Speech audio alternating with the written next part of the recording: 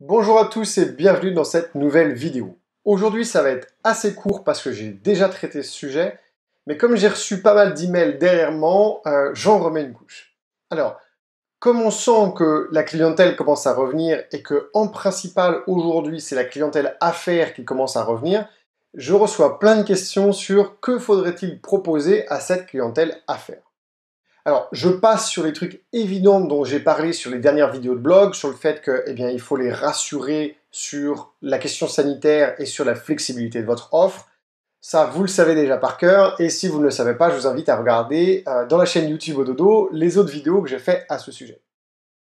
Aujourd'hui, on va parler plus précisément des trucs concrets que vous pouvez proposer à la clientèle affaires pour que votre offre corresponde à leurs besoins ou à leurs attentes.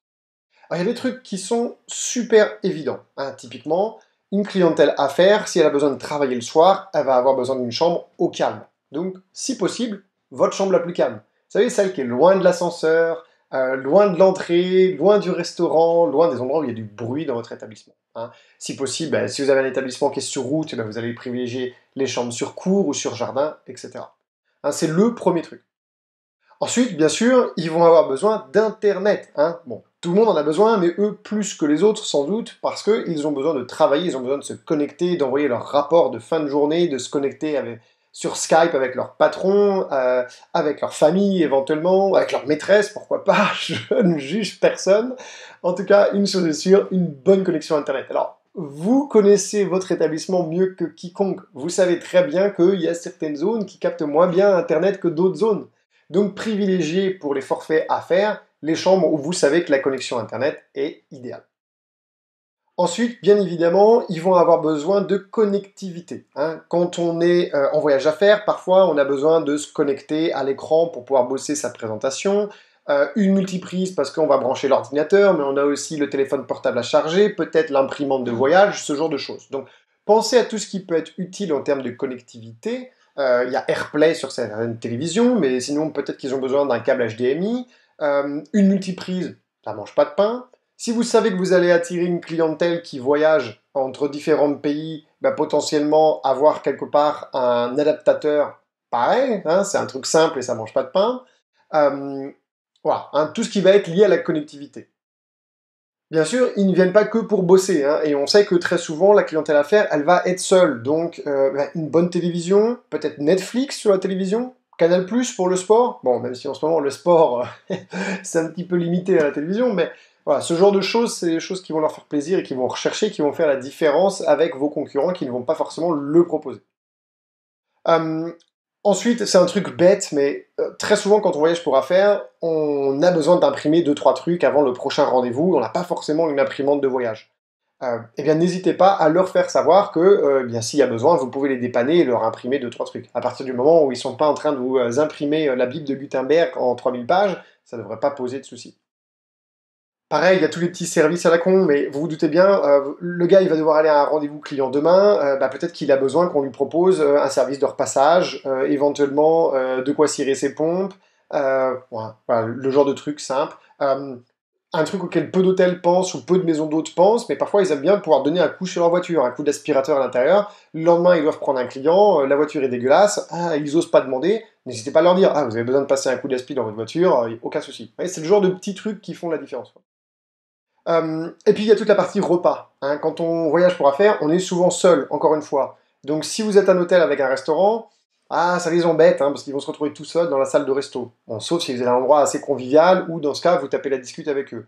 Mais ils vont sans doute préférer un plateau repas. Si vous êtes une maison d'hôtes, peut-être qu'un plateau repas ou une livraison d'un restaurant qui est pas loin, leur faire savoir qu'ils peuvent regarder ça, manger et regarder ça devant la télé par exemple, bon, c'est un plus quoi. Et puis il y a quand ils partent. Généralement, on se lève tôt pour prendre la route tôt, donc on a besoin d'avoir accès au petit déjeuner tôt. Donc ça, c'est un truc qui est important aussi et qu'il faut prendre en considération.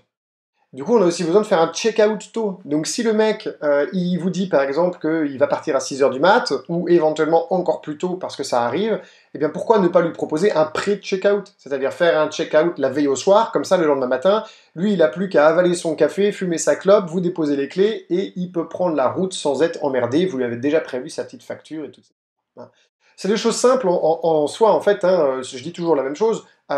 Pour bien comprendre les besoins et les attentes d'un groupe de clients, eh bien, il suffit de leur parler. Quand vous avez un client de ce type-là chez vous, posez-leur des questions. Et puis vous pouvez aussi aller vous renseigner sur les réseaux sociaux, parler à d'autres établissements, et puis faire preuve d'un petit peu de bon sens tout simplement.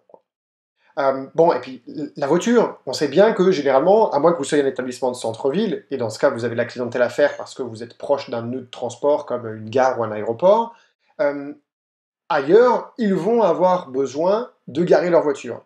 Où est-ce qu'on se gare? Comment est-ce qu'on se gare? Est-ce que c'est sécurisé? Si j'ai du matos de valeur dans la voiture, j'ai peut-être pas envie de la laisser sur un parking public en face de la maison d'hôte ou de l'hôtel. Donc la voiture et le parking, c'est un sujet à part entière et il faut essayer de les rassurer, ou en tout cas de leur donner des solutions. Et puis pour ceux qui peuvent, bah, il y a toute la partie sportive. Hein, si on ne fait rien, quand on est sur la route et qu'on est homme d'affaires ou qu'on est dans les affaires, ben, on finit par voir sa bedaine pousser et il y en a certains qui n'ont pas envie, donc qui ont envie d'aller faire un petit peu de vélo elliptique, quelques longueurs dans une piscine, des choses comme ça. Donc si vous avez des équipements pour ça, ne pas hésiter à mettre ça en valeur dans votre package pour la clientèle affaires parce que c'est quelque chose qu'ils vont apprécier. Hein. Voilà quelques idées que je vous donne, il y en a plein d'autres. Si j'en ai oublié, et j'en ai forcément oublié, mettez-les dans les commentaires YouTube que ça serve à tous les autres. Et n'hésitez pas, s'il y a des choses en particulier que vous avez trouvé très bien fonctionner avec cette clientèle affaires, encore une fois, de le mettre en commentaire de cette vidéo. Voilà, j'espère que ça va vous avoir aidé. On continue toujours pendant cette saison à vous accompagner avec les rendez-vous de diagnostic.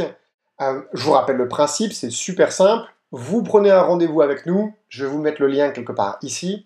C'est gratuit. De temps en temps, j'ai des gens quand ils nous appellent, ils disent « Ah, comment est-ce qu'on fait pour payer? Qu'est-ce qu'on doit payer ?» Non, on vous aide gratuitement. Pour le moment, on peut le faire. Donc, on continue de jouer le jeu. Les temps sont durs pour tout le monde. On peut se permettre de le faire. Donc, pour le moment, les rendez-vous de diagnostic restent gratuits. On verra combien de temps on peut le faire, mais pour le moment, ça reste gratuit.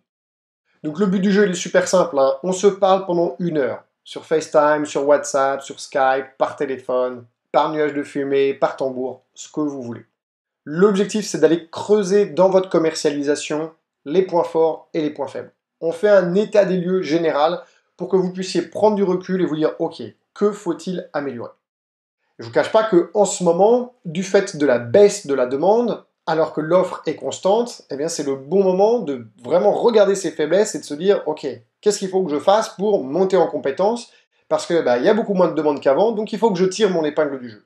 Eh bien, c'est exactement le but du jeu, hein, avec ces rendez-vous de diagnostic, c'est de mettre en évidence ces choses-là pour que vous puissiez être encore plus compétitif. Voilà, donc il devrait y avoir un lien quelque part en bas pour réserver un rendez-vous, n'hésitez pas à cliquer dessus, et puis comme je le dis de temps en temps pour rigoler, je ne mords pas ou que les cons, donc à partir du moment où vous ne rentrez pas dans cette catégorie, vous pouvez prendre rendez-vous sans crainte. Voilà, je vais aussi vous mettre un visuel à l'écran pour que vous puissiez vous abonner à la chaîne YouTube. Ça vous permettra d'être informé avec une petite notification à chaque fois qu'il y a une nouvelle vidéo qui est publiée sur la chaîne YouTube. Je crois qu'il y a aussi une petite cloche quelque part que sur laquelle vous pouvez cliquer pour être alerté. Allez, il fait très beau en ce moment, j'espère que vous en profitez bien et que vous préparez avec entrain et bonne humeur cette saison qui devrait recommencer. Je vous fais cette vidéo, on est jeudi. Normalement, notre Premier ministre devrait parler dans quelques heures après cette vidéo. La vidéo sera publiée vendredi, donc avec un petit peu de chance, il nous a annoncé plein de bonnes nouvelles, je l'espère. Allez, à très vite.